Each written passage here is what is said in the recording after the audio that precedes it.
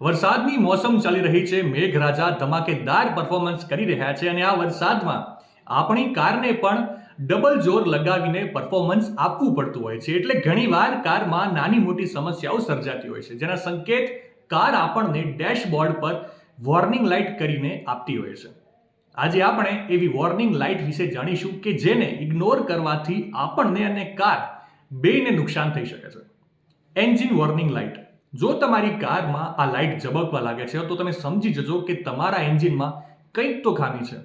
તમારે તાત્કાલિક સર્વિસ સેન્ટરની મુલાકાત લેવી જોઈએ. Service reminder light.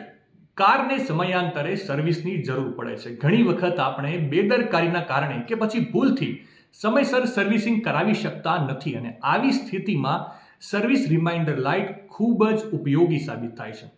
જ્યારે પણ તમારી કારને સર્વિસિંગની જરૂર પડશે ત્યારે આ લાઇટ ઓટોમેટિક ચાલુ થઈ જશે. Oil pressure warning light.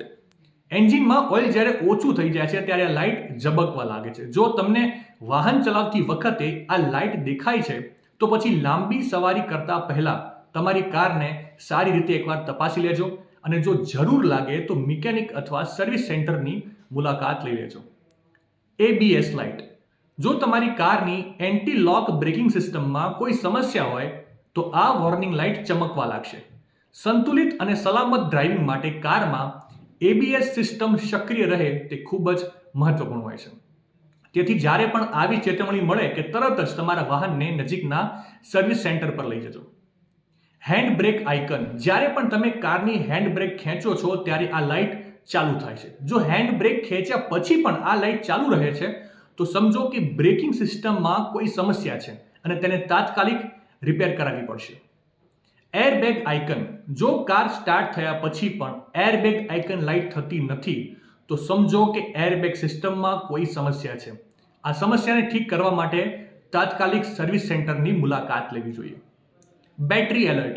જ્યારે પણ કારમાં વપરાયેલી બેટરીમાં કોઈ ટેકનિકલ ખામી સર્જાય છે ત્યારે બેટરી વોર્નિંગ લાઇટ તમને એ ચેતવણી આપે છે. મતલબ કે કારનો સેલ ના વાગે એ પહેલા સર્વિસ સેન્ટરની મુલાકાત લઈ લેજો.